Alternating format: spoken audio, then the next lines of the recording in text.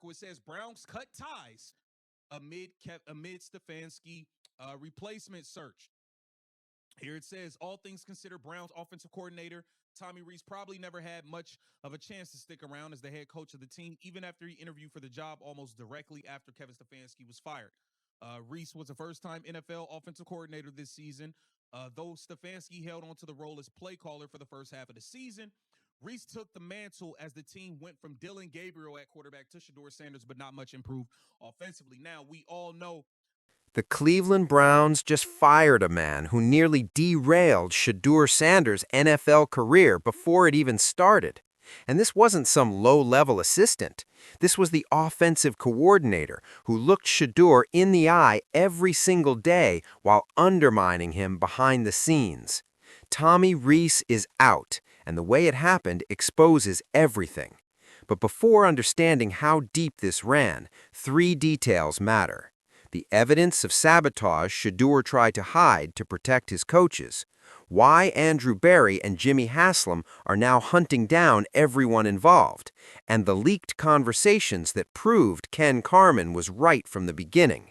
Because once this comes out, it's going to change how people look at Cleveland's entire season. Tommy Rees became the first domino to fall in the Browns' purge of anyone who stood in Shedeur's way. The announcement came quick and ruthless. Rees interviewed for the head coaching job after Kevin Stefanski was fired, but he never had a real shot. Cleveland cut him before the first round of interviews even finished. That isn't normal behavior. That's a message. Andrew Berry and Jimmy Haslam were signaling they were done playing games. If you were involved in holding Shedeur back, you were getting removed from the building. No excuses, no delay. Tommy Rees received the same treatment as Stefanski, but with less ceremony and zero public sympathy. No closing press conference, no polite statement, no thank you for your service, just gone. And the numbers paint the picture clearly. The Browns ranked 32nd in offense this season, dead last, not 31st, not bottom 5, last. Worse than the New York Jets, who spent the entire year in complete offensive chaos. When a team is worse than even the Jets, something is fundamentally broken. And what makes it stranger is that Cleveland had a rookie quarterback who flashed legitimate talent in his limited starts. That kind of regression doesn't happen by accident. It happens when the coordinator is working against the quarterback instead of with him. The wristband incident was the first major warning sign. Shedeur walked onto the field with the wrong plays loaded into his wristband in a real NFL game. That isn't a rookie miscommunication. That isn't a clerical error. That's sabotage. And Shedeur, in typical fashion, tried to cover for the staff publicly instead of calling anyone out. He absorbed blame, stayed professional, and protected people who didn't protect him. But Rees was behind it. Stefanski was behind it. And now both are out of Cleveland. The breadcrumbs were there all season for anyone paying attention. The stubborn refusal to start Shedeur over Dylan Gabriel, offensive game plans that seemed engineered to make him struggle, a lack of protection, conservative play calling that kept him contained. All of it pointed toward one conclusion. They didn't want Shedeur to succeed. The analytics confirmed it too. Pro Football Focus graded the Browns' offense at 55.6 this year, a horrendous number for a playoff hopeful roster. The Jets scored a 61.2, and nobody could watch them without complaining. Cleveland was 6 full points worse than that. Rees had been promoted before the season after serving as passing game coordinator and tight ends coach. He was handed control of the offense and drove it straight into the ground. But the part nobody talks about? Stefanski called plays for the first half of the year. Rees didn't take over the play sheet until the switch from Gabriel to Shedeur happened. And that timing is impossible to ignore. That wasn't coincidence. That was Out for sabotaging Shedeur Sanders with Kevin Stefanski, and Ken Carman called this stuff out.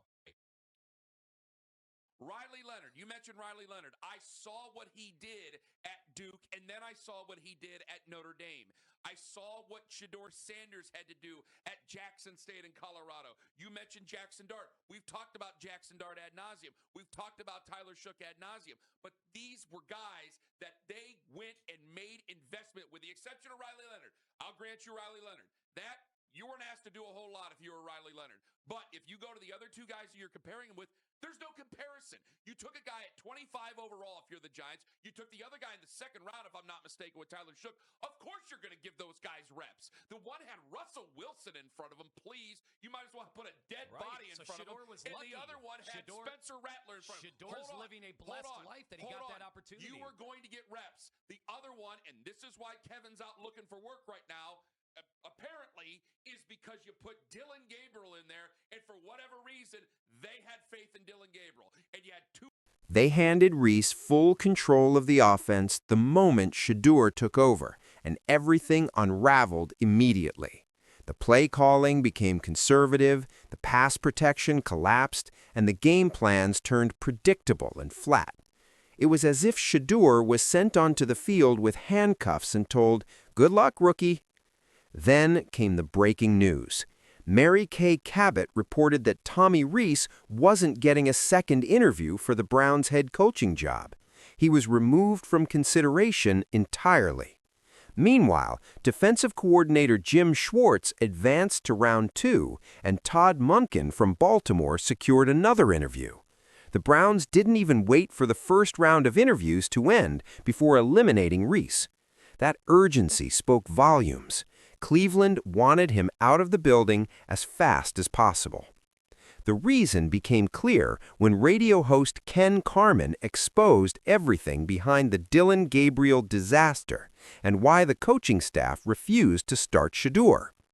Carman explained how quarterbacks like Riley Leonard, Tyler Shough, Daniel Jones, and Jackson Dart all got immediate opportunities in Tommy Rees's systems, while Shedeur, a proven college quarterback drafted in the 5th round, was forced to sit behind Gabriel. Gabriel had never been better than Shedeur at any level, yet he was treated as the unquestioned starter. Carman argued it wasn't about evaluation or competition, it was about ego and stubbornness.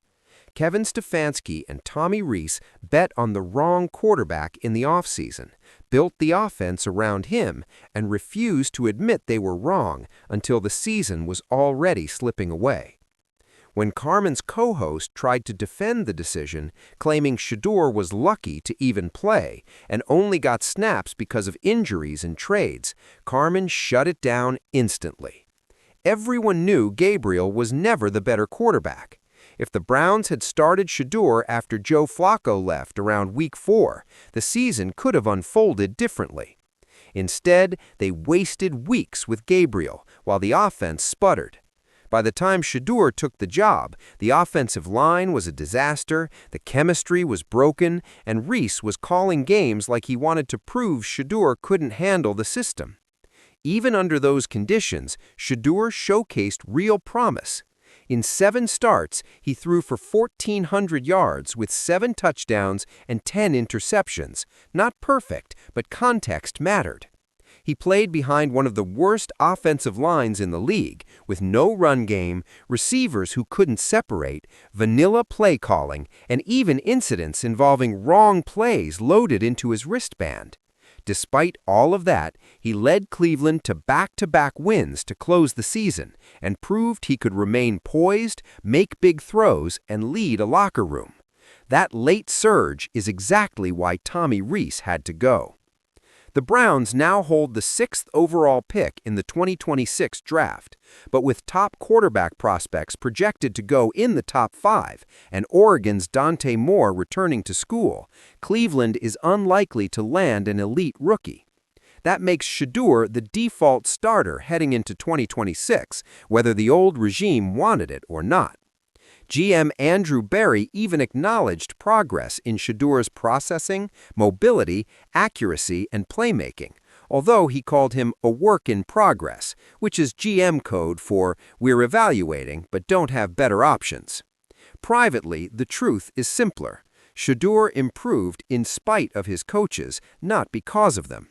The Browns now have a chance to see what he looks like with an offensive staff actually invested in his success. With Stefanski and Reese gone, the new head coach will evaluate him cleanly. Schwartz is getting a second interview and would need a creative OC. Monken is known for developing quarterbacks and could unlock Shedeur's strengths. There's even speculation about Mike McDaniel entering the mix if he leaves Miami, an offensive mind capable of building a modern scheme around Shedeur's quick processing and accuracy.